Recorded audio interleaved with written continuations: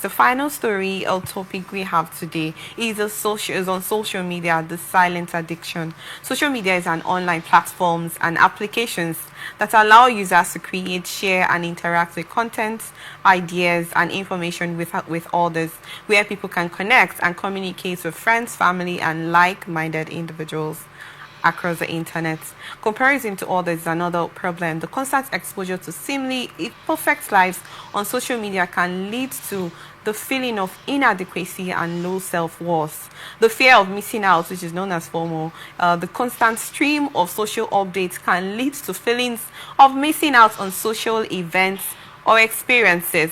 When can your child use social media? That is one question I'm going to ask. And how long can your child spend on social media? Can a teenager use social media during homework time, family meals, and so on? You actually talked about something like that.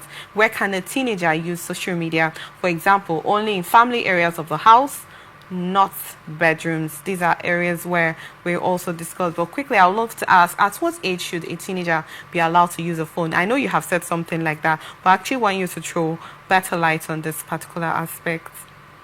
For me, a teenager is meant to be, if you're not going to get them a phone early, they're meant to be given access to your phone. Because we're in a modern era, notes are getting posted online. There are things they have to catch up on. There will be information shared on their groups or so things like that that they need to be able to know about, which they want to know if they're not giving some certain access to social media. Okay. That's why I talked about parents allowing them to use their phones to reach out to certain people. And some people actually, like I see a lot of teenagers that are online, have social media handles. Those handles are actually monitored by their parents. Okay. Personally, I want to start up a YouTube channel, but so you agree with the fact that parents should monitor the activities of their teenagers on social media? Okay. They should monitor it strictly because, let's say, a child wants to do something with social media. At what age to what age do you call teenagers? Who do you call teenagers? Like from 13 to 18. Okay, so at least while you're at 18, it's okay for you to have access to a social media account on a phone and decide on certain things you want to do on your own.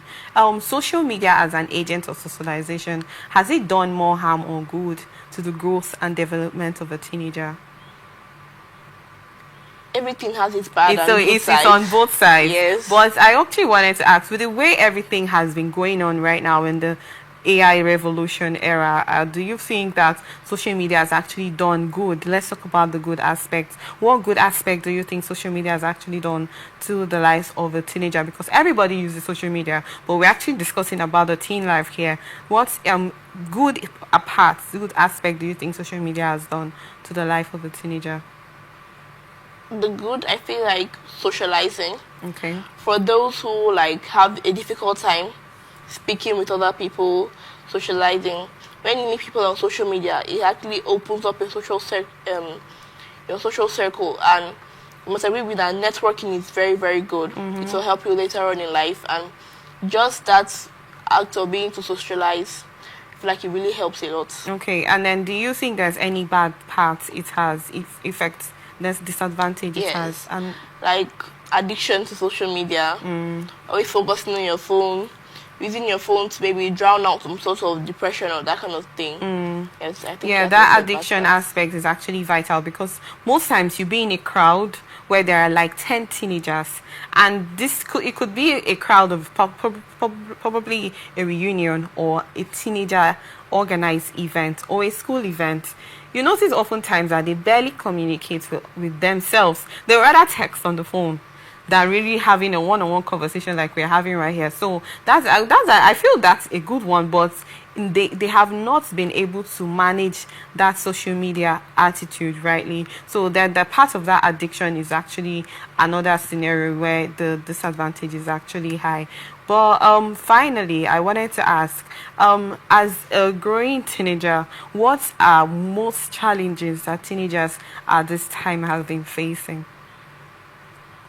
Being shut out of the world, because I feel like this time a lot of teenagers are getting really wild, and not being able to express yourself at least has added to that problem, added to that problem, or I don't know the right word to But, use, but it okay. has added to it Okay. greatly, because they're not allowed to communicate, they're not allowed to speak out, so they just find other ways to do it, maybe falling into peer pressure. That's the other way of them releasing whatever feeling that they have inside. And that could also lead to drug addiction, which we Yes. will not be discussing today, because peer pressure is another agent of socialization that actually affects the life of a teenager. Well, that's the wrap of today. Those are stories we're actually going to discuss today. Hope you had an amazing time here. I really had an amazing And you would love to time. be here again to discuss Yes. more about the challenges that teenagers face. Yes. Thank you so much for coming, Audrey.